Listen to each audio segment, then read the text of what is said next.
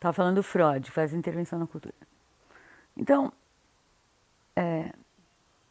nesse sentido, bom, por que ele faz isso naquele momento? Bom, estamos careca de saber, ciências sociais sabe falar disso maravilhosamente, né?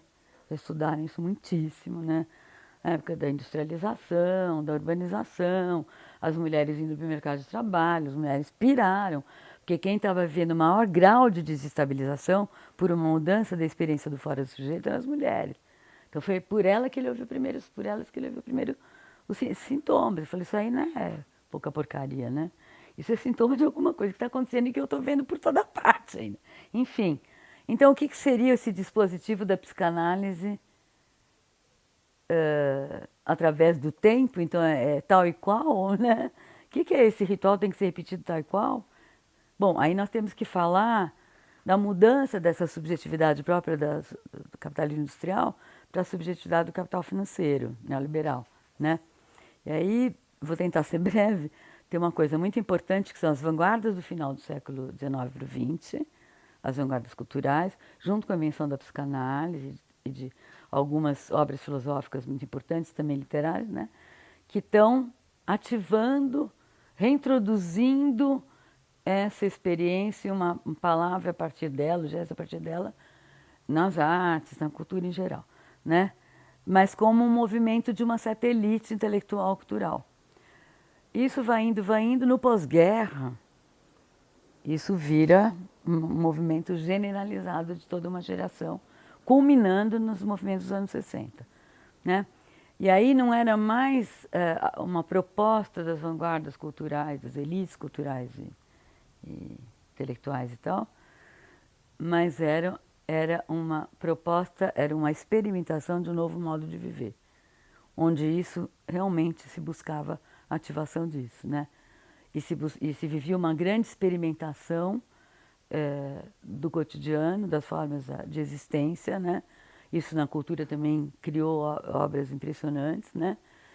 E sempre, mas conduzido por essa bússola ética. Claro que eu não vou generalizar, porque parte da contracultura era o próprio sujeito moderno se lambuzando de hedonismo, né? Também é possível. Mas eu estou falando da ponta mais radical do movimento cultural, do qual eu participei muito, foi a minha geração, né? Eu fui presa, inclusive, por conta da minha forte atuação nessa direção naquela época, né? Não porque eu peguei em armas, né?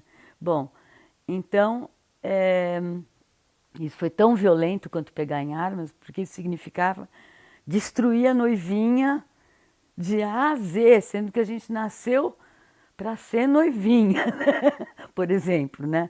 Não era fácil, não é uma coisa ideológica, não é uma coisa que as ciências sociais dão conta.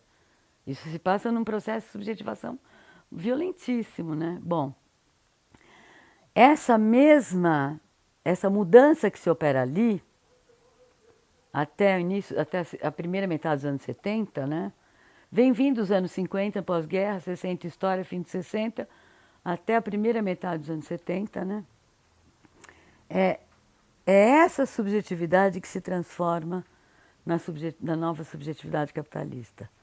E não é que tem uns mauzinhos do capitalismo, uns monstros que chegaram lá e foram pegar aquilo e transformar para o mal. Nada disso. Foi uma parte da minha geração que não estava vivendo isso dessa maneira, mas no tesão da flexibilidade, da hibridação dos códigos, de não precisar respeitar coisa nenhuma, e do tesão de se lambuzar bastante, trepar bastante, se drogar no sentido do hedonismo, porque a droga ali ela tinha um papel extraordinário de abertura do saber do corpo, né? Naquele momento, que é muito diferente do uso da droga hoje.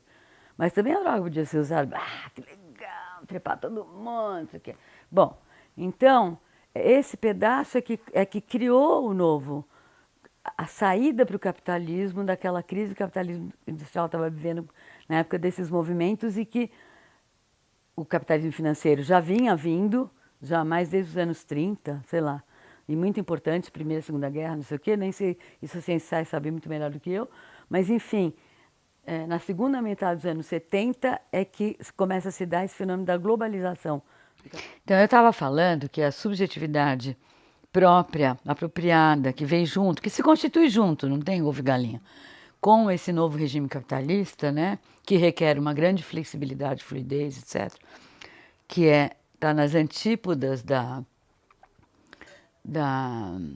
ideia tradicional de identidade, que a identidade está muito associada a um código fixo, né, a um contorno fixo, uma forma fixa, né? Mas eu acho que o princípio identitário ele prossegue de outra maneira, mas eu vou falar sobre isso. Então, o que acontece? A contracultura, né, que são os filhotes das vanguardas lá, que aí viram um grande movimento social de uma geração, inventa essa subjetividade. Se a gente for descrever essa subjetividade olhando de fora da contracultura, tá? Na sua mais extrema radicalidade. Então, é uma subjetividade que é flexível, né? Que vive um processo constante de experimentação e de improvisação, que não obedece código nenhum, que destitui qualquer hierarquia de verdade, né? Que mistura todos os códigos, né? Alta cultura, baixa cultura, o que for, né? E que faz isso não como não é a meta, não é misturar código ou ser experimental ou fazer improvisação. A meta é, orientado por uma bússola ética, por aquilo que a vida está pedindo, tendo que criar algo, essa criação é necessariamente experimental, ela é necessariamente um processo de improvisação no sentido desse experimental que não tem uma programação prévia, porque o que aquilo vai se tornar é naquele momento só que você pode dizer, então era isso, né? Então, esse era o germe, né? Na hora que isso se apresenta no processo de criação. A destituição de qualquer hierarquia de verdade é porque não regida por uma bússola moral, né? A cultura universitária não é superior do que a cultura popular e por aí vai, não tem isso, tudo bobagem, né? Porque o que interessa é criar para dar um corpo sensível para aquilo que está pedindo passagem, para os afetos que estão ali, para aquele germe de mundo que está te habitando e que está te, né, eletrizando ali. Bom, então é assim. Quando isso se transforma na subjetividade do capital financeiro neoliberal, se olhando de fora é a mesma coisa. É experimental, é flexível, improvisa, não respeita código nenhum, é híbrida, mistura todos os códigos, o que bem quiser, etc, etc. Só que tem uma pequena diferença e que faz toda a diferença. É que se mantém essa cisão, essa dissociação da experiência fora do sujeito, né, do saber do corpo. Ela se mantém. Então, a subjetividade, o desejo para recobrar o equilíbrio, ele não vai mais recobrar um equilíbrio se refazendo que nem a mulher histérica lá do século XIX, que ela tinha que dar um jeito de se reacomodar naquela coisa do casamento, de não sei o que, não sei o que. Não. Produzindo N sintomas lá. Ele vai recompor uma imagem de si passível de pertencimento, né? Através desse consumo de códigos variados. E com isso, não só é com a força do mal-estar transformada em angústia e com a própria força do desejo que todo o mercado e todo o consumo se produz, né? E não é só a indústria farmacológica, né? Mas mais do que isso, é também através desse tipo de subjetividade que há uma reprodução constante do mesmo regime, em todos os planos, né? Então, eu acho que nós convivemos com essas várias políticas de subjetivação. A gente pega aqueles, como é que são, aqueles homens das cavernas do Congresso brasileiro, eles não, a subjetividade deles é estritamente identitária. E aquele mínimo identitário familiarista, porque o cara chega lá para votar e só sabe falar assim, papai, mamãe, filhinho, filhinho na barriga. E pronto, eles são isso, eles têm que dizer, e Brasil, minha pátria, né? É aquela subjetividade identitária do capitalismo industrial mais bruto, assim, estado bruto, né? Isso convive, aliás, em nós isso convive. Né? Eu não vou dizer que a noivinha sumiu para todo sempre de mim. embora eu tenha conquistado tanto avanço numa mudança, né, de padrões de relação afetiva, erótica, etc, etc, né, ou do que a gente chama de família, no entanto, é uma luta até o fim da minha vida, porque não para de voltar. Né? A gente conversou outro dia sobre isso no Rio longamente e exigimos que os homens respeitassem. Né? Então, então tem isso, né?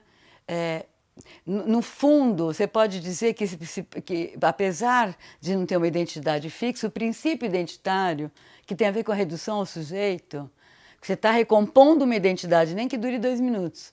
E aí aquela tua ideia, que eu acho fantástica do show do eu, você vai recompondo dessa forma. Então, para mim, assim, sumiu a interioridade, que acho que estava nessa pergunta. Beleza, tchau. Bye, bye. Que ótimo, tá bom. Teve muita batalha, muita saliva para acabar com essa interioridade, né? No entanto, o fato de ser substituído por o que você falou, dessa edição, até te citei hoje na tese lá, dessa curadoria de si, da autoimagem, né? Ela substitui, ela é totalmente diferente, funciona de um jeito totalmente diferente, você descreve e pensa brilhantemente, né? Mas ela continua existindo em função de um mimar, de se recompor segundo aquilo que vai permitir ao sujeito um sentimento de pertencimento, né? de reconhecimento. Né? É essa intervenção nessa política de subjetivação que define a cultura moderna ocidental, inseparável do capitalismo, da colonização, da escravidão, etc, etc, etc, né? Que é essa desconexão com o saber do corpo. Se o dispositivo psicanalítico é um ritual para refazer essa... Não falo refazer a conexão, porque parece aquele negócio New Age, religar, sabe? Religião, religar. Não estou falando nada disso. Então, se é isso, tratar desses sintomas que você descreve tão brilhantemente, dessa curadoria do eu, que eu adorei essa ideia, dessa edição da autoimagem, né? Evidentemente, reconectar numa subjetividade que se compõe dessa maneira é totalmente diferente do que vai surgir no processo dessa reconexão de uma subjetividade que vive na base da repressão, que compõe sua autoimagem através da censura e da repressão, e sobretudo da repressão sexual. A sexualidade hoje, Foucault mostrou isso maravilhosamente para virar uma palavra de ordem, né? O que a gente chama de liberdade sexual é uma palavra de ordem terrível, é de uma violência, né? Você ser obrigado a ter uma performance sexual sem parar, é um inferno, é um inferno. Né? Bom, então, o narcisismo, né? Eu não pensei sobre isso dessa maneira, quer dizer, eu não pensei sobre isso. O que você traz sempre me faz pensar, mas eu gosto muito, assim, porque é como se fosse o outro lado da mesma intuição, né? Eu acho que é mais fácil chamar de narcisismo, enxergar esse narcisismo numa subjetividade que, como você tão bem mostra, se compõe através de uma autoimagem exposta publicamente, permanentemente editada, né? Então, é mais fácil entender essa subjetividade como narcísica, né? No entanto, eu não sei, mas precisa pensar, se não dá para chamar de narcísico também toda forma de subjetividade reduzida ao sujeito. No sentido de que você só vê teu espelho, né? No sentido de que o outro não tem existência real nenhuma. O outro é uma representação. Se você for de esquerda, ou católico, né? Você vai tratar ele muito bem. Você vai querer que ele fique bem. Se ele estiver injustiçado, você vai querer que ele se salve. Você vai até ajudar ele a se salvar. Mas a existência dele não tem efeito nenhum sobre você. É só nesse plano da representação. Então, nesse sentido, eu não sei, precisa pensar, precisa até repensar a ideia de narcisismo, se a gente não poderia dizer que toda essa tradição, em toda essa tradição, a subjetividade seria narcísica, né? É que hoje chegou a um cúmulo de explicitação que eu acho o jeito que você mostra isso um negócio impressionante, né? O achatamento total, né?